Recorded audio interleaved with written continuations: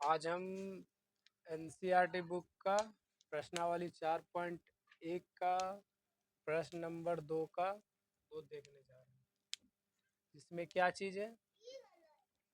दो क्रमागत धनात्मक पूर्णांकों का जो गुणनफल है वो 306। हमें वो दोनों क्या करना है? पूर्णांक ज्ञात करना है। ठीक है, तो क्रमागत मतलब क्या होता है? लगातार। क्रमागत मतलब लगातार, यानी पहला अगर 1 हुआ तो दूसरा 2 होगा, तीसरा 3 होगा। ठीक है, अगर पहला 11 तो दूसरा क्या होगा? 12। तीसरा अगर 100 है, मतलब पहला अगर 100 है तो दूसरा क्या होगा? 101 होगा। क्रमागत मतलब क्या होता है? लगातार। ठीक है, तो इसमें हमको कोई भी संख्या नहीं पता है। ठीक है, तो हम इसमें क्या मान लेंगे? जब भी ऐसा प्रश्न आता है कि मतलब हमको कोई चीज़ ज्ञात करना, तो इसमें हमको कोई चर राशि मान लेना है। ठीक है, और संख्या के स्थान पे क्या मान लेना है? चर राशि। ठीक है, तो हम मान लेते हैं, क्या लिखेंगे? माना कि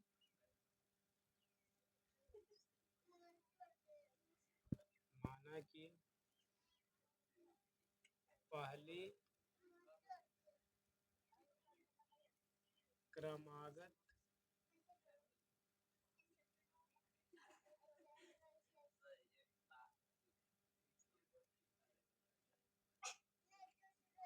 क्रमागत धनात्मक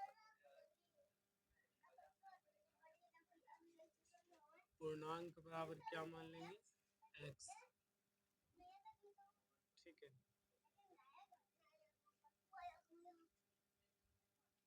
तो दूसरी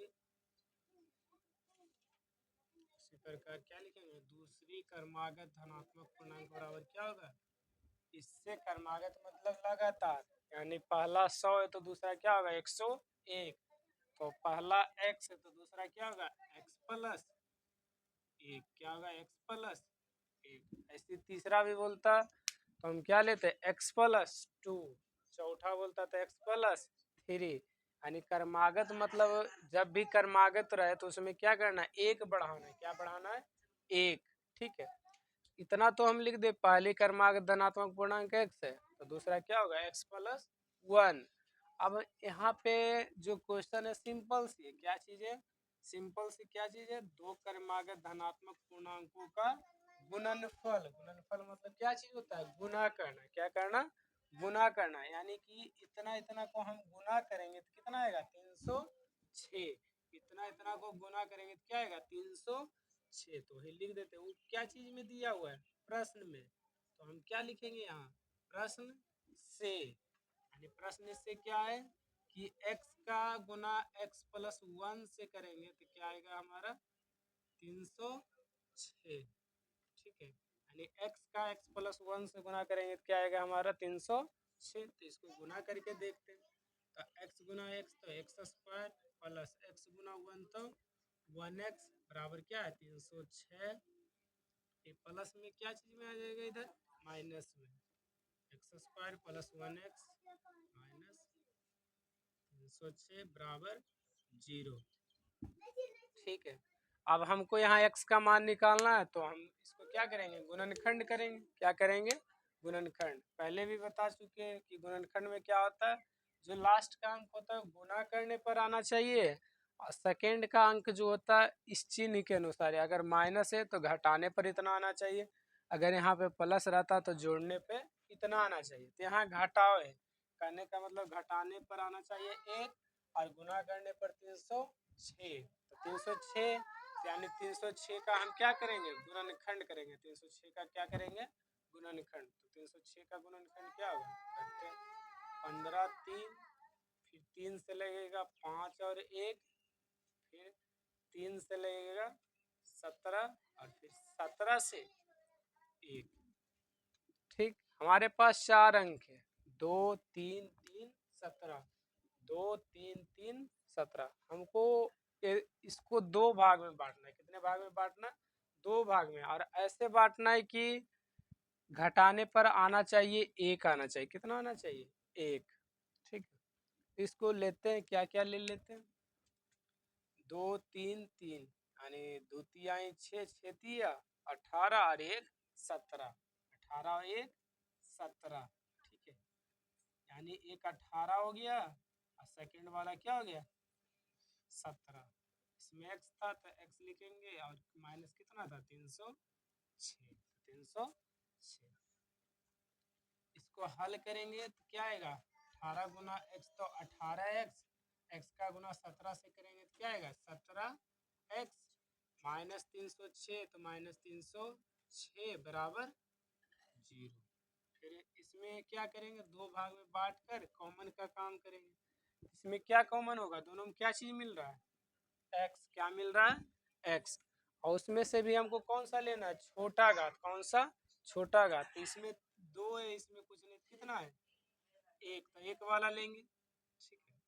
अब कॉमन लेने के बाद हम क्या करते हैं गुणनखंड में, जो कॉमन लिए उससे दी हुई संख्या में भाग देना है, जो कॉमन लिए उससे दी हुई संख्या में भाग देना है। तो x भागा x स्क्वायर करेंगे तो क्या आएगा x, और फिर x भागा 18 करेंगे तो क्या आएगा 18 सिर्फ बचेगा, x क्या होगा कट जाएगा।